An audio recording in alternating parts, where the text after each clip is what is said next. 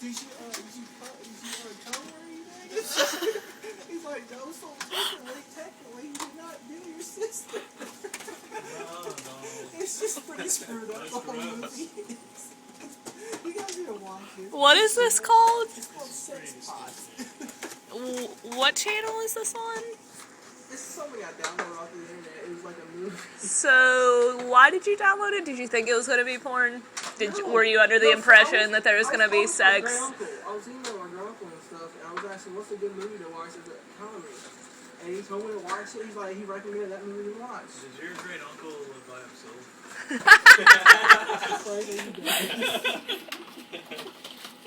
So this movie just messed up.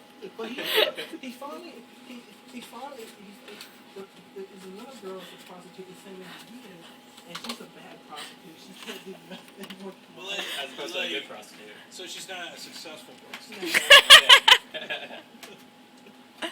I mean, this one chick, this crazy chick, that the dude's brother, he broke up with her. She keeps sending these like tapes of her, like